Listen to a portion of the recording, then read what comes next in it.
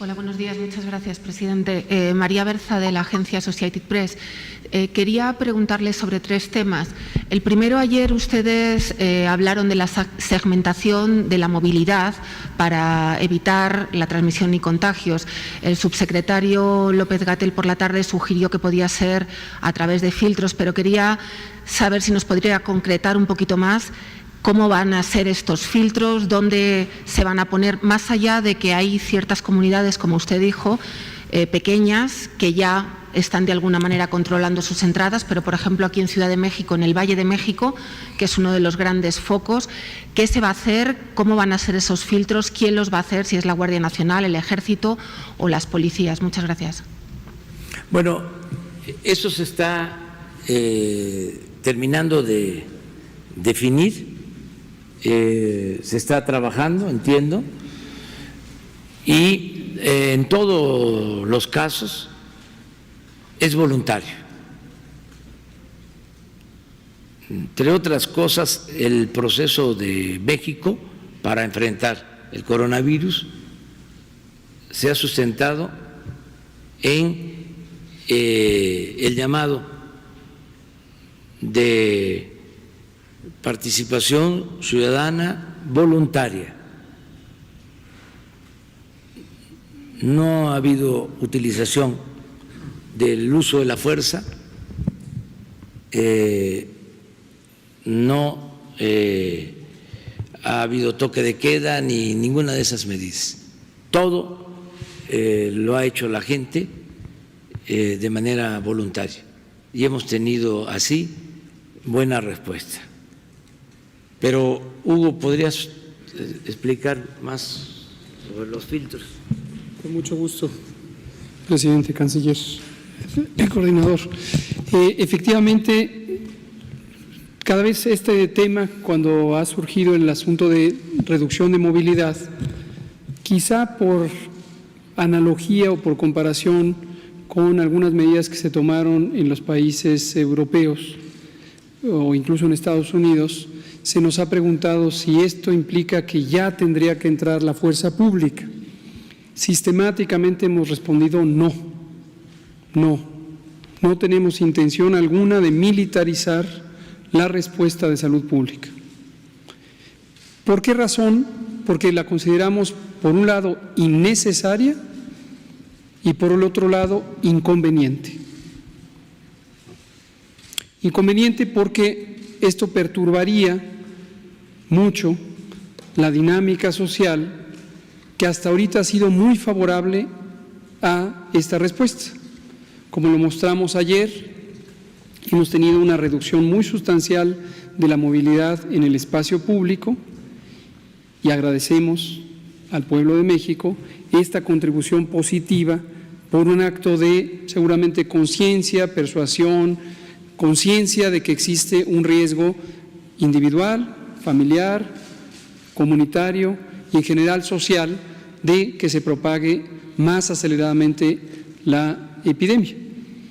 Entonces han contribuido. Por eso el balance que dimos ayer es un balance muy alentador porque refleja el resultado de una sociedad responsable, una sociedad solidaria, una sociedad consciente que sabe que puede actuar y que cada una de las personas en lo individual no identificará el tamaño de su contribución, pero cuando ya las multiplicamos por millones, es una contribución extremadamente importante.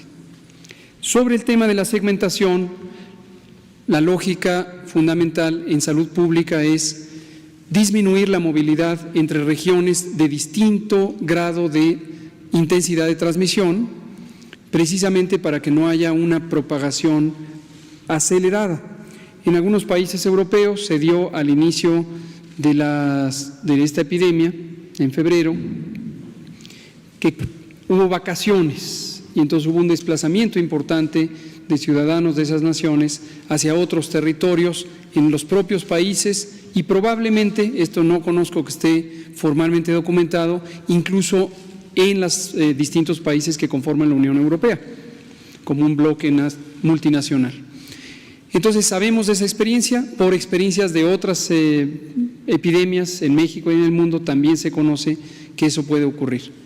Cierro diciendo, como señala el presidente, lo estamos analizando con un juicio técnico, con un juicio científico. Una vez más vuelvo a agradecer al CONACYT y a su directora general y a todo su fabuloso equipo y la comunidad académica y científica de México, porque estamos utilizando varios elementos de visualización de los patrones de movilidad, pero además de análisis formales de las redes de conexión y dependencia en aspectos sociales y económicos. Se lo pongo con un ejemplo muy simple: las escuelas. En las escuelas, aunque uno puede ubicar una escuela en un municipio, a la escuela concurren personas, niños y otros jóvenes, según el grado escolar, de otros municipios.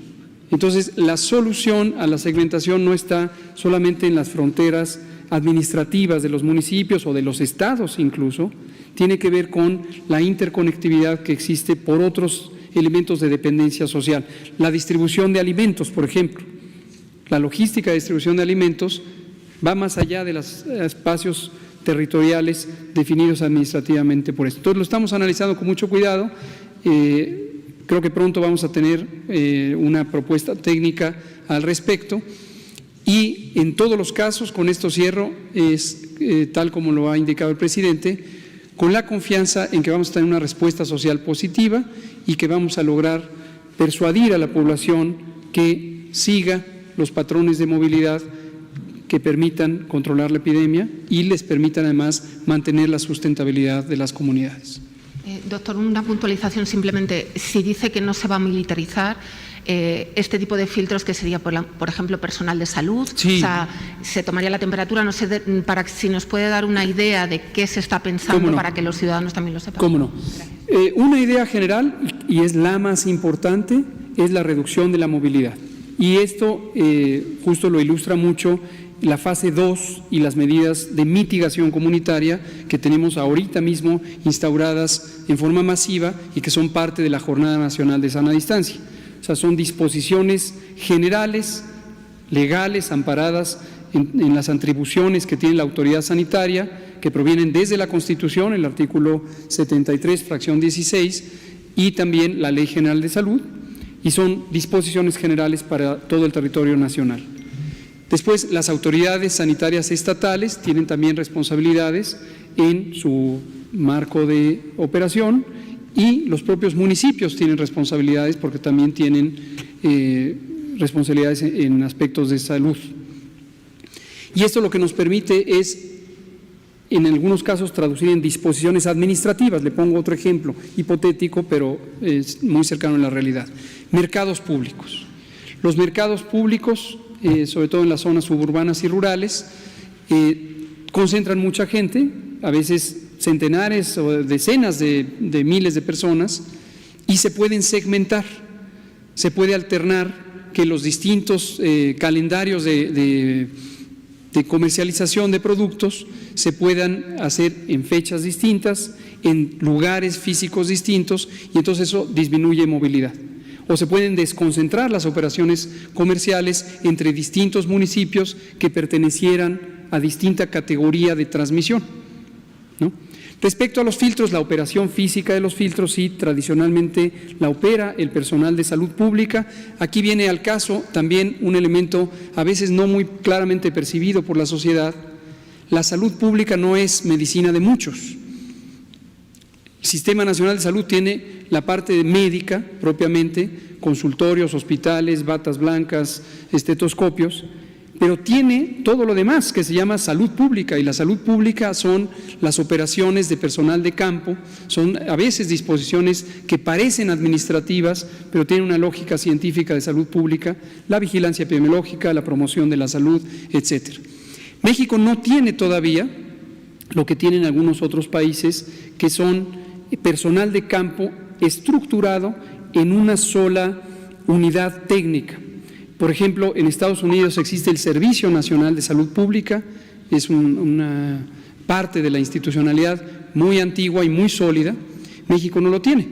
Antes de COVID, al inicio de la administración, ya habíamos planteado un proyecto semejante, que México tenga un Servicio Nacional de Salud Pública, y esto es un grupo humano que integra a toda la comunidad de salud pública, epidemiólogos, promotores de la salud, etcétera, para que pueda tener una coordinación en su trabajo de campo. Entonces, hoy estamos avanzando en ese mismo proyecto en el contexto de COVID y esto nos va a permitir tener unidades técnicas que hagan los filtros relevantes, la contención centrada en personas, centrada en casos sospechosos, propia de la fase 1. Ayer explicábamos que los territorios de muy baja transmisión se comportan como territorios que están en fase 1. Entonces tenemos territorios que están en fase equivalente a la fase 3, alta transmisión y dispersión, tenemos territorios en fase 1. Entonces regresamos para esos territorios a las intervenciones propias de fase 1. Gracias.